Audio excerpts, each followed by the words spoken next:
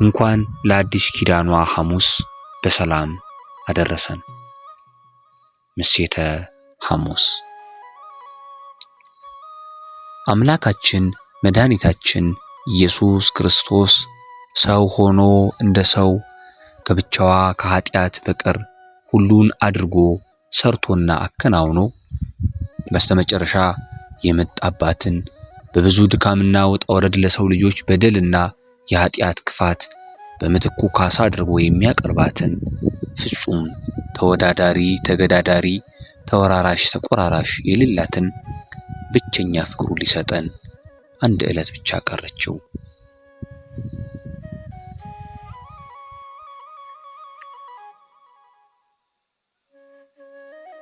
ይህች ዕለት ዛሬ እኔና እናንተ ያለንባት የትክክለኛዋን ቅድስት ቤተክርስቲያን ሕልውና በግልጽ የተመለከትንባት ታላቂቷ የስቅለት ዋዜማ ሐሙስ ናት።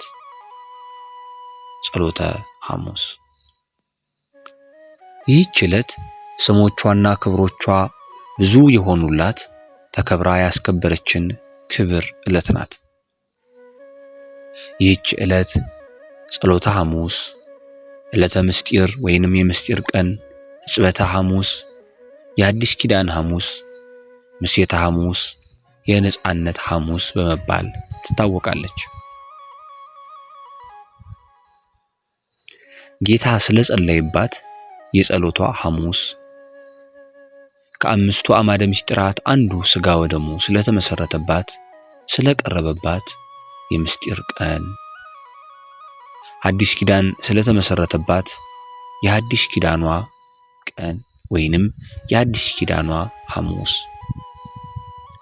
ያ ሁሉ ድንቅና ብዙ ነገር የተከናወኑባት በምሽት ሰዓት በመሆኗ የሐሙስ ምሽት ቀን፣ የአዳም የዓለም ሕዝብ ነፃ ያወጣባት ቀን በመሆኗ ደግሞ የነጻነት ሐሙስ በመባል ትታወቃለች።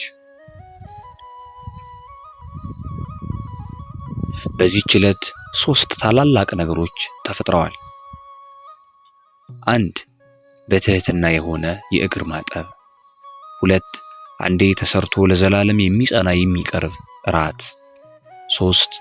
በወዳጅና በፍቅር መሳይ መሳም የተደረገ አሳልፎ መስጠት። አንደኛው ጌታችን አምላካችን መድኃኒታችን ኢየሱስ ክርስቶስ ጾመና ጾሙ አለን። ተጠመቀና ተጠመቁ አለን። ጸለየና ጸልዩ አለን። ሰገደና ስገዱ አለን። የሐዋርያትንም እግር በፍጹም ትህትናው ዝቅ ብሎ አጠበና እናንተም እንዲህ አድርጉ ብሎ መምህረ ትህትናነቱንም ገለጠልን። አድርጉ እንጂ በትእዛዝ ብቻ የሚሰራ አምላክ አይደለምና። ከእኔም ተማሩ እኔ የዋህ በልቤም ትሁት ነኝና ብሎ ያስተማረ ጌታ ትሁት መሆኑን አምላክ ሳለ የፍጡራኑን ያውም ያለምንም ጫማ የሚኬድበትን እግራቸውን ዝቅ ብሎ አደግድጎ አጠበ። እንደምን ያለ ትህትና ነው! እንደምንስ ያለ ሰው ማፍቀር! እንደምንስ ያለ ስር የሰደደ መምህርነት ነው! መምህር ምሳሌ ይሰጣል እንጂ ምሳሌ ይሆናልን? በሰማይ ግሩማኑ ኪሩቤልና ሱራፌል በመንቀጥቀጥ የሚሰግዱለት እርሱ በፈጠራቸው ሰዎች እግር ስር እግራቸውን ለማጠብ በትህትና በፍቅር ተንበረከከ። ነገ የሚከዱትን ትተውትም የሚሸሹትን እግሮች ዝቅ ብሎ አደግድጎ ታጥቆ አጠባቸው። ሰውን እንደምን አድርጎ ወደደው?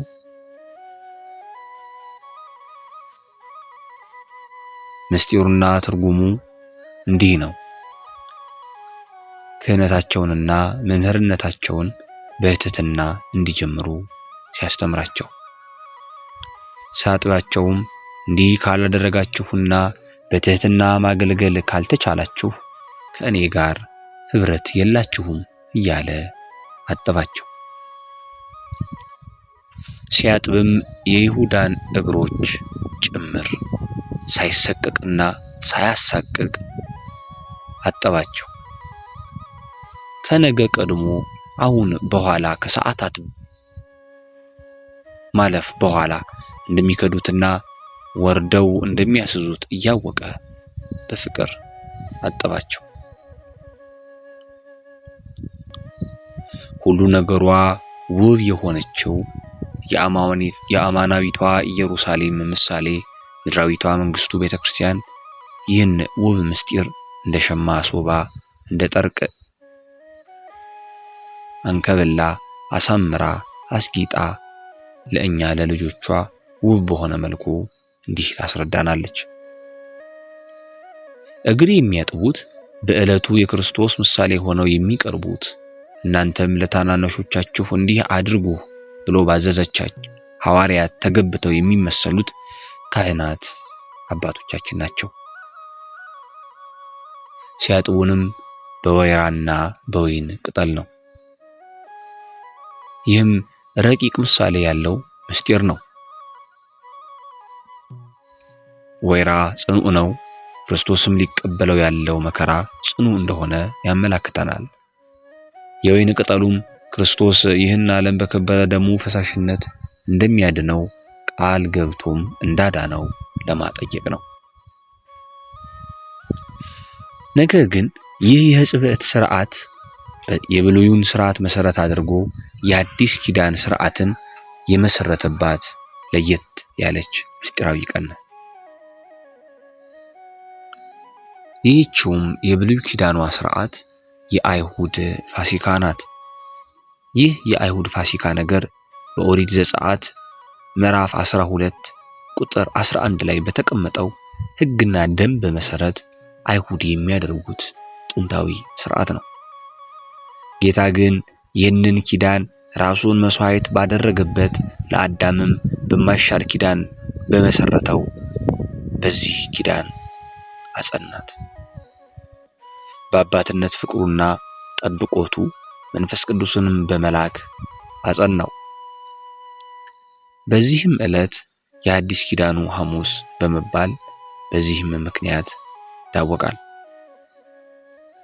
ብሉይም ሆነ አዲስ ኪዳን የተመሰረቱት ከሁለት ጥምር ቃላት ሲሆን ይህም ብሉይና አዲስ ኪዳን ወይም ብሉይና ኪዳን ለብሉይ ኪዳን እንዲሁም ሐዲስና ኪዳን ለአዲስ ኪዳን ከሚሉ ሁለት ጥምር ቃላት ነው።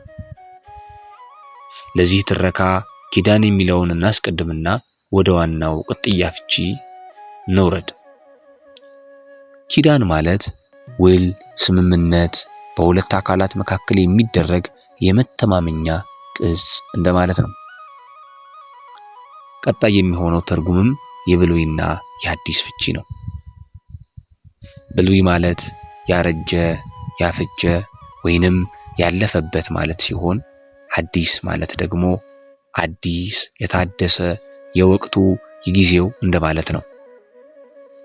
አሁን ይህን የፈታንበትን ፍቺ ይዘን ስንሄድና እያንዳንዱ የተተረጎሙትን የብሉይ ኪዳን ፍቺ ስንመለከታቸው የአዲስ ኪዳን ፍቺ አዲስ፣ የታደሰ፣ የወቅቱ፣ የጊዜው ውል፣ ስምምነት፣ የመተማመኛ ቅጽ እንደማለት ይሆናል ማለት ነው።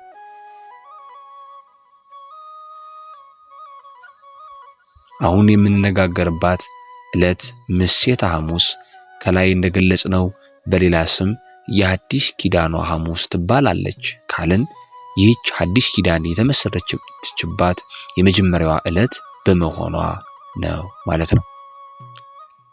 ክርስቶስ ያለፈውን የበጎችና የጊደር ደም ለውጦና አሳልፎ በምትኩ በራሱ በከበረ ደሙ መፍሰስ ነው ይህን ኪዳን የሰጠን።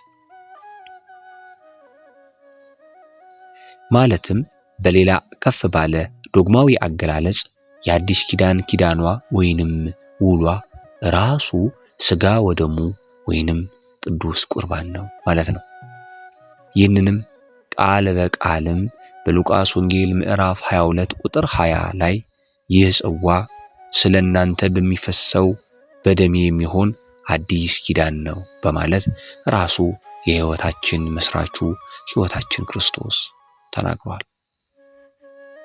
የኃጥኡን ሞት የማይወድ ጻድቅና ይቅር ባይ መሐሪ ንጉሥ ክርስቶስ ለአዳም የሰጠው እንደቀደሙት አባቶቹ እንደ አዳምም ሆነ በሥጋ እንደ ክርስቶስም ጭምር እንደቀደሙ አባቶቹ በሞት የሚያልፍ እንኳን ለሕዝቡ ቀርቶ ለራሳቸው ሕይወት የሌላቸው ደመነፍሳውያን እንስሳት ከብትና ጊደር ወይንም ዋኖስን ሳይሆን ሥጋውን ቆርሶ ደሙን አፍስሶ ራሱን በመሰዋት አዳምን ሊያድነው ሊሰዋለት ወደ መሰዊያው መከራ ተፈቃዱ ገባ። እዚህ ጋር አንድ ነገር እናስተውልና እንጠይቅ። ስለ ሕዝቡ ኃጢአት ድህነት ለማሰጠት ከቀደሙት በጎችና ከብቶች ውስጥ አንዱን በግ መርጠንም እንመርምረው። ያ በግ ለምን፣ ለማን፣ በምን እንደሚታረድ ቀርቶ እንደሚታረድ ራሱ ያውቃል? ቢያውቅ ኖሮስ በፈቃዱ እንደሚታረድ እናውቃለን። በፈቃዱ ይታረድ ይሆን? በመታረዱስ ለእርሱ ምን ይረባው? ምንስ ይጠቅመዋል? ምንስ ያገኛል? ማንስ ነው እርሱን ለሰዎች ኃጢአት በመሞቱ የክብር ፍቅር በደስታ ሞራል ካሳ ወይንም ሽልማት የሚሰጠው? ሰዎች ስለሰሩት በደልስ እስከ መቼ ነው ሲታረድ የሚኖረው? እስከ ነፃ አውጪው ክርስቶስ ድረስስ ለስንት ዘመናት የእሱና የወንድሞቹ ደም በምድር ላይ ፈሰሰ። ደግሞስ መፍሰሱ ምን አመጣ? ለዚህና መሰል ሁሉ ጥያቄ መልስ ሆኖ የመጣው የዓለምን ኃጢአት የሚያስተሰርየው እውነተኛው የእግዚአብሔር በግ የተባለው ይህ ክርስቶስ አምላካችን ነበር።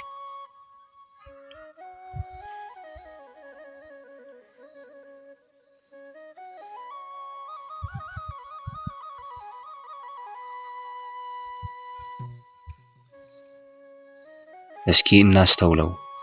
ቀድመው የሚሞቱት በጎችና ከብቶች ሞተው ነበር ለሰዎችና ለእስራኤላውያን የምድራዊ የኃጢአት ስርየት የሚያሰጡት።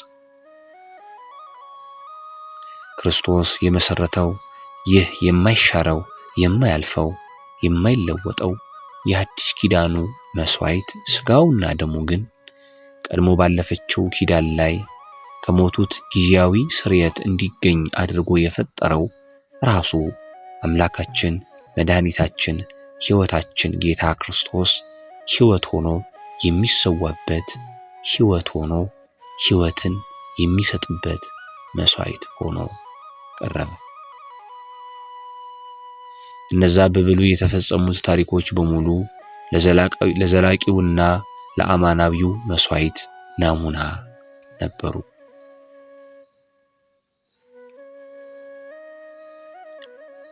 ከምድራዊው ከግዙፉ ንጉሥ ነፃ እንደማውጣታቸው ከፈርዖን እንደማምለጣቸው ከሰማያዊ ወይንም አፈጣጠሩ ከሰማይ ሆኖ ወደ ምድር ከተጣለው ከረቂቁ ከዲያብሎስ አገዛዝ ምድረ ርስት ከነዓን መግባታቸው ምድረ ርስት መንግሥተ ሰማያት ለመግባታቸው በሙሴ እጅ እና ኃይል መዳናቸው ባሕረ ኤርትራን መሻገራቸው በአማናዊው የአዲስ ኪዳኑ ሙሴ ክርስቶስ ባሕረ እሳትን የመሻገራቸው በበትረ ሙሴ ፈርዖን መሞት መገደሉ በበትረ መስቀል ሞትን ክርስቶስ የመግደሉ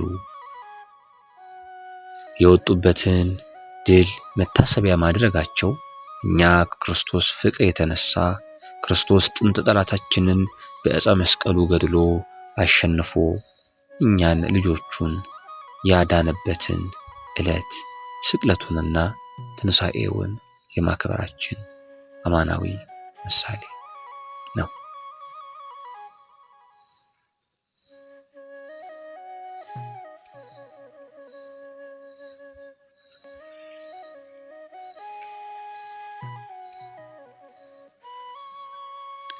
የዚህ ለአእምሮ እጅግ የሚያስገርምና የሚከብድ ክስተት ሕይወታዊ ትርጉሙስ ምን ይሆን?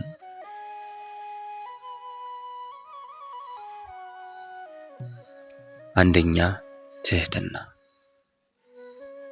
ራሱ አምላካችን መድኃኒታችን ሕይወታችንና አዳኛችን ኢየሱስ ክርስቶስ እንዳዘዘንና በማቴዎስ ወንጌል ምዕራፍ 11 ቁጥር 29 ላይ ቀንበሬን በላያችሁ ተሸከሙ ከእኔም ተማሩ እኔ የዋህ በልቤም ትሑት ነኝና ለነፍሳችሁም ረፍት ታገኛላችሁ እንዳለ ከእኔ ተማሩ ብሎ እንዳስተማረ ለቅርብ ወዳጅ ብቻ ሳይሆን በጥቂት ወራት ምናልባትም በሳምንታት ምናልባትም በቀናት ምናልባትም ደግሞ በሰዓታት ምናልባትም ደግሞ በደቂቃዎችና በቅጽበቶች ውስጥ እንደሚከዳን ለምናውቀው ሰው ጭምር ከክርስቶስ በመነጨ ፍጹም ፍቅር በትህትና ውስጥ ሆነን አደግድገን ማገልገልን አስተማረን። ይኸውም ደግሞ የዕድሜ የክብር የመብለጥና የመገደድ ጉዳይ ሳይሆን ለሚያስገድደን ለታላቃችን መንበርከክን ሳይሆን በዕድሜም በእውቀትም ለምንበልጣቸው በሐሳብ በአእምሮ በሀብትና በአመለካከትም ጭምር ለምናሸንፋቸው ታናናሾቻችን ይህን የክርስቶስንና የሐዋርያትን የክብር ልዩነት በማስተዋል የምናጤነውን ትህትና አስተማረን። ክርስቶስ እርሱ መድኃኒታችን ሕይወታችን ዓለምን በእጁ የጨበጠ ሰማያትን በጥበቡ የዘረጋ ምድርን ያለ መሰረት በውሃ ላይ ያጸና መድኃኒታችን እግዚአብሔር አምላካችን ስለ ፍጹም ፍቅሩ ስለ ፍጹም ሰው መውደዱ ከእርሱ በክብርና በመተካከል ደረጃ እንኳን ሊደርሱ ቀርቶ ሊታሰቡ ከማይችሉ ከሐዋርያት እግር ስር በትህትና በፍቅሩ ዝቅ ብሎ እንዳጠበ ትህትናን ለእኛ ለልጆቹ አስተማረን። ሁለተኛ ከዚህ ዓለም ካስተናገደችው ከጌታችን ከመድኃኒታችን ከኢየሱስ ክርስቶስ ፍጹም ፍቅር ብቻ ከምትገኘዋ ፍጹም ድንቅ ዕለትና ድርጊት የምንማረው ሁለተኛው ነጥብ ምን ሰዎች ክፉ ቢሆኑብንና ክፉ ቢያደርጉብን እያወቅን ስለ ክርስቶስ ፍቅር ብለን እንዳላወቅን ሆነን የእግዚአብሔርን ባለመቻል ውስጥ የተደበቀች የምትመስል ነገር ግን በፍቅር የታሰረች አለመቻልን ይዘን ስለ ክርስቶስ ብለን ማለፍ እንዳለብን ይህንን ደግሞ በእግዚአብሔር በክርስቶስ የተደበቀውን የማወቅ የመመርመር የተሰወረውን የተሸሸገውን የመክሰትና የመግለጥ ጥበብ ልክ እና የይሁዳ እና የሐዋርያት ከእርሱ ለመሸሸግ የመሞከር ትልቅ ሞኝነት ውስጥ እናስተውለዋለን። ክርስቶስ እንዲህ በትህትና ወርዶ ለወዳጆቹ ብቻ አድርጎ ከሰራት ቅዱስ ምስጢሩ በንስሐ ታጥበን መቀበል እንዳለብን የምናገኘው ሶስተኛው ከዚህ ታሪክ የምንማረው ትልቅ ምስጢር ነው። ክርስቶስ እነዚህን ሐዋርያት ከማታልፈዋ ከሰማያዊቷ ምስጢር ሥጋ ወደሙ ከማሳተፉ በፊት እግራቸውን በትህትና ዝቅ ብሎ አጠባቸው። እኛም ከሰማያዊቷ ከማታልፈው ምስጢር ከመቅረባችን በፊት ለንስሐ ወደ ካህናቱ ቀርበን በትህትና ንስሐችንን ተናዘንና ቀኖናችንን ፈጽመን መቀበል እንደሚገባን ክርስቶስ ፍቅር እርሱ ቸር መምህር በቸርነቱ በርኅራኄው የጠፋውን በግ በመፈለጉ በፍቅሩ ጥግ ልክ አስረዳን፣ አስተማረን፣ አስገነዘበን።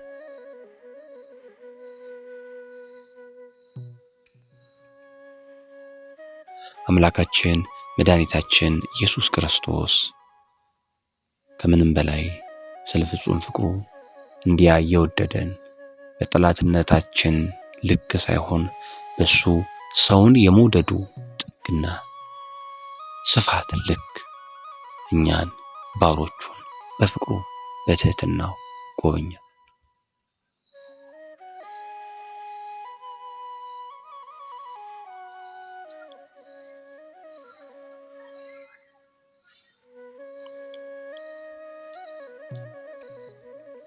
አብልጦ የሚወደውን ቅዱስ ጴጥሮስን ብቻ ሳይሆን አብልጦ የሚወደውን ቅዱስ ዮሐንስን ብቻ ሳይሆን እንደሚከዳው፣ እንደሚጠላው አሳልፎም እንደሚሰጠው እዚህ ግባ በማትባል በ30 ዲናርም እንደሚለውጠው እያወቀ የምስኪኑን የይሁዳን እግር ዝቅ ብሎ በቸርነቱ በፍቅር አጠበ።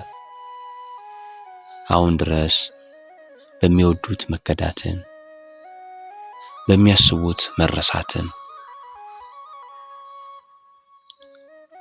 በበጎ ሽልማት ልክ መጥፎ ዋጋን መቀበልን እኛ ስለሱ በምድር ላይ ስንኖር እንደሚኖርብን በዚህ በጉልህ ታሪክ አስረዳን። መድኃኒታችን ኢየሱስ ክርስቶስ ስለ ፍጹም ፍቅሩ ተላልፎ ሊሰጥ ከቅዱሳን ሐዋርያት እግር ስር ተገኘ፣ አጠባቸው፣ ኃጢአታቸውንም በደላቸውንም ይቅር አላቸው። እኛስ ከእግዚአብሔር ያራቀችንን የኃጢአት እግራችንን በሚወዳት በሰማይም ባሉ ወገኖች ዘንድ ፍጹም ደስታ በሚደረግባት በንስሐ ታጥበን ለሥጋ ወደሙ እንበቃ ይሆን? ስለ ፍቅርና ርኅራኄው ሊታሰብ በማይችል ትሕትናው ተዋርዶ ያስከበረንና ያከበረን አምላካችን መድኃኒታችን እንደጠፉ ይቅሩ ብሎ ያልተወን ክርስቶስ ጌታችን ለዘላለሙ ይርዳን።